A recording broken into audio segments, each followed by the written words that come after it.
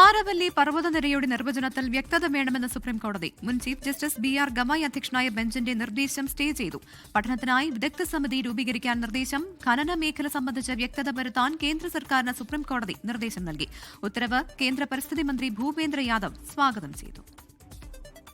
100 മീറ്ററോ അതിൽ കൂടുതലോ ഉയരമുള്ള കുന്നുകളെ മാത്രം ആരവല്ലി പർവ്വതനിരകളുടെ ഭാഗമായി കണക്കാക്കുകയുള്ളൂവെന്ന പുതിയ നിർവചനത്തിലാണ് സുപ്രീംകോടതിയുടെ സ്റ്റേ.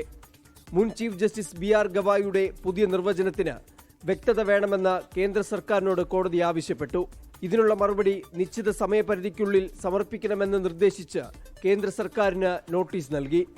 പുതിയ നിർവചന പ്രകാരം ഖനന മേഖല കൂടുമോ എന്ന ആശങ്ക വിശദമായി പരിശോധിക്കാൻ ഉന്നതാധികാര വിദഗ്ധ സമിതി രൂപീകരിക്കാനും കോടതി നിർദ്ദേശിച്ചു. മേഖലയിലെ പാരിസ്ഥിതിക പ്രശ്നങ്ങൾ ഉൾപ്പെടെ സമിതി പരിശോധിക്കണം. പുതിയ നിർവചനം സംരക്ഷിത മേഖലയുടെ വ്യാപ്തി കുറയ്ക്കുന്നതിന് കാരണമാകുന്നുണ്ടോ എന്നും കോടതി കേന്ദ്ര സർക്കാരിനോട് ചോദിച്ചു. ഇത്തരമൊരു പരിമിതമായ നിർവചനം വഴി ഖനനത്തിന് അനുമതി ലഭിക്കാവുന്ന മേഖലകളുടെ വ്യാപ്തി വർദ്ധിക്കാൻ ഇടയാകുന്നുണ്ടോ എന്ന് പരിശോധിക്കേണ്ടതുണ്ടെന്നും കോടതി അറിയിച്ചു.